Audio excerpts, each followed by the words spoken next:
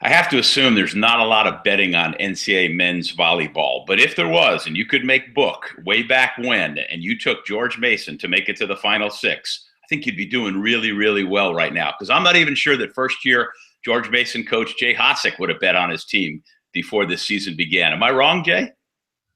Well, I think wrong. I think the obvious challenge is always believing, but of course, you have to be realistic. And I think anybody would have come first year would have been tough to make it to the big games, but made it. And my boys are excited, and I'm excited, and the whole university and Mason Nation is all excited as well. As well, they should be. For some reason, the camera in this shot keeps going back and forth. But hey, considering people don't know all the technological woes we had just getting on the air, so if you get dizzy watching us, it's okay. Jay, you got the job in August, so I assume there wasn't too much recruiting opportunity, and obviously you don't get a job unless there's things to be done. Tell me about what you inherited and what you put in place to get you to where you are now. Well, I actually, when I was looking at the job, I took a look at the roster. And I remember the guys who played last year in the finals. They're still there. They're relatively young.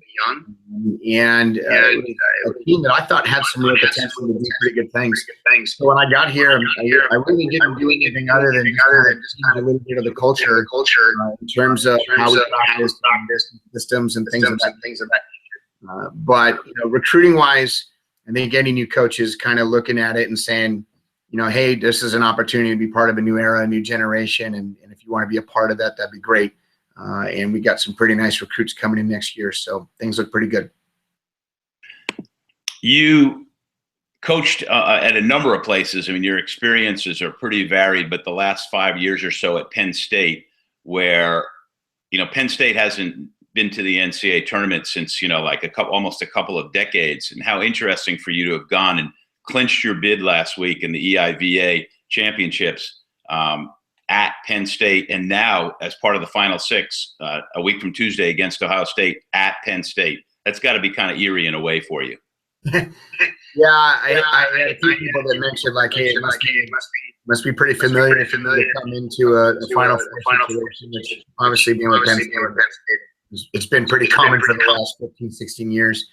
But, to be honest with you, I think it just feels more like home for obvious reasons. I've got a lot of friends and family out there that are willing to help out and support us in any way possible. I know Pav has been extremely gracious and has offered his support in any way possible. So it's just one of those places where it's special for obvious reasons.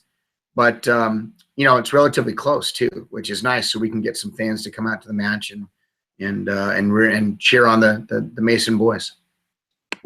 The Mason boys were at one point 0-4. Of course, those losses. I mean, you opened up with good scheduling for a first-year coach: UCLA, UC Irvine, BYU, Ohio State, and you were 0-12 in sets. Now your team has won 13 in a row. I mean, obviously, somewhere along the line, the switch had to click on. I mean, there were some good circumstances. I mean, obviously, it helped that St. Francis upset Penn State, but you got hot. So you've got to be in a really good place right now. Well, I think we were 1-12 in sets, not 0-12. And we actually started out the year 1-6 overall after our first weekend with the EIVA match. And I didn't do the scheduling. I've had a lot of people that say, why would you schedule like that? But the reality is Fred Chow, the previous coach, who did a great job recruiting these kids and making this program well known. But, the honest reaction is I would have done it the exact same way. And the reason for that is, if you want to be considered the best, you have to beat the best. And those teams at the time were all in the top 3 or 4 in the country at the moment. And some of them obviously still are. And so it's a unique opportunity for us to kind of gauge and see where we are. See what we've got to work on in order to get better throughout the course of the season. And, we also are now in a unique position because teams that beat us early on in the year are now the teams that, if things line up the way they are, we get a chance to see each one of them in the next 3 matches should we progress throughout each match and move on. I think that's pretty cool. And, our guys right now, we feel like we're, a team that can obviously contend. And we're going to fight like heck to get there. But, we're living on house money, so to speak. They haven't been here before. And for them, I don't think they're nervous at all. I think they're excited about the challenge of getting a chance to another opportunity to play Ohio State. Should we make it past that, another chance to play UCLA? And should we make it past that, a possible opportunity to play BYU should they move forward? That's pretty exciting and pretty cool, if you ask me. Well, with my analogy about making book and then yours on playing with house money, if I could get those odds too, that wouldn't be so bad. Let's talk real quick about your team because you got an interesting mix. 7 guys from Virginia, not exactly known as a hotbed of volleyball. And for those of you who don't know, George Mason in Fairfax, Virginia, Washington, D.C. suburb. But 3 guys, two kind of undersized actually, Christian Melis and Paco Velez, both 6'3", and Jack Wilson at 6'7". Those guys are bringing most of your kills, and then big middle Dom Edgley, 80 blocks among others. It's a real interesting roster because you got a couple of Puerto Rican guys, you got, like I said, the people from Virginia, a couple who you knew from State College and Pennsylvania.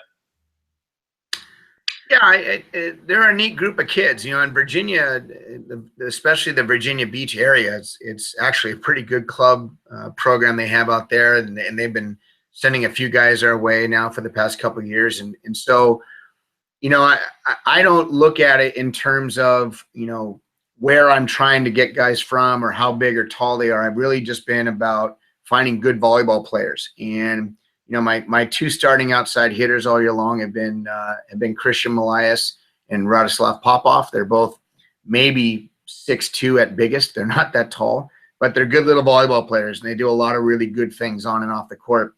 Jack and Paco have been splitting time at the opposite position all year long, which is nice to be able to kind of reload instead of, rebuild in case somebody's having a bad day.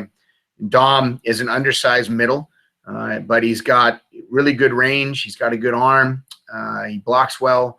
It reminds me a lot of what John Sparrod did at Irvine a number of years ago. He didn't have the biggest players in the game, but he had a lot of players that knew how to play the game well. By no means am I trying to compare my program to his in terms of a championship run back then, but I definitely think the way that we play, the caliber of the game, how we treat the program, about teaching the process and things of that nature, I like where we're going. I like where we are now, and I like where we're going. Well, for those of you who don't know Jay, I mean, he's bursting on the national scene. He's, as a first-year head coach, you've been a head coach before, but not at this level, and to be where you are is fantastic. Now you're more than just that guy who used to keep Pavlik in line at Penn State and, be the straight man for those guys on the net live, which I know is one of the many things that you'll be doing later today. So remember when you say to them, well, as I told Lee on destinationvolleyball.com, and all the other obligations that you have, there's so many people don't know, just there's so many things that go into this week.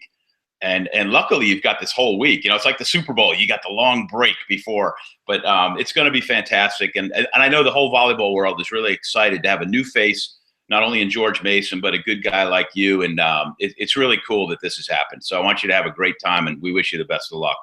Thank you, Lee. I appreciate it greatly. And thanks to all the Mason fans out there and the families and that have supported this team throughout the year. It's been quite a run, and we're not done yet. And we get another chance to get at it this week.